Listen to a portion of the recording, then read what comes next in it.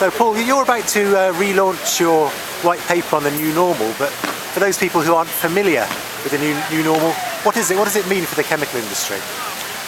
It's a way of describing where I believe that the economy is going, by contrast with where we were during what you might call the boom years of 2003 to 2007. And the characteristics of the boom years were very high levels of consumption, particularly of areas important to the chemical industry like housing and autos, together with a lot of debt and leverage. And of course we saw the end result of that leverage in the crash of 2008. So the new normal is saying we're not going to go back to those days as we recover. We're going to go forward to an era of lower consumption and lower debt. So quite a different place. And in the last 6 months since it was first published, what's changed? What's happened? And does it confirm your theory of the new normal?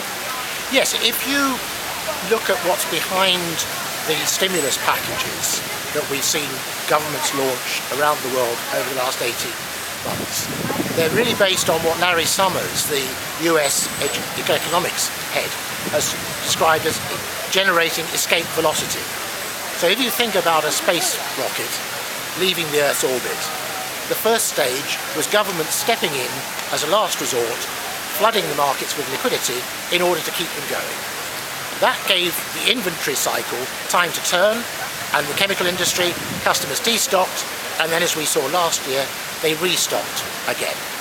And then the third stage, the escape velocity, as Summers has seen it, is that now the consumer comes back full of confidence and begins to spend again as they used to.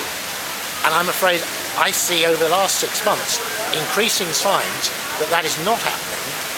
If we look at something specific, say, like the auto industry, what we see in the States and in Germany and more widely in recent weeks across Europe and even in China has been that if the government gives you money to trade in your old car for a new one, or it gives you a loan to help you buy new cars in China, when that money has disappeared, it doesn't mean that you go and buy another one. And if you look at Germany, for example, auto sales last month in April were 30% below where they were April last year.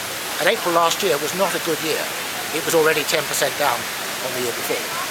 So I just have great worries about this theory of escape velocity. And if it's wrong, then the big problem we have is that governments have not only replaced debt that has been generated by the private sector, they've generated their own debt, and now you're getting into countries like Greece and elsewhere beginning to have their own debt crises. So we may have created a new problem whilst giving ourselves what is only actually a temporary reprieve. There's been quite a collapse in chemical prices across Asia and affecting the US too, just in the last few weeks. Can you make any comments about them and how that fits into your theory?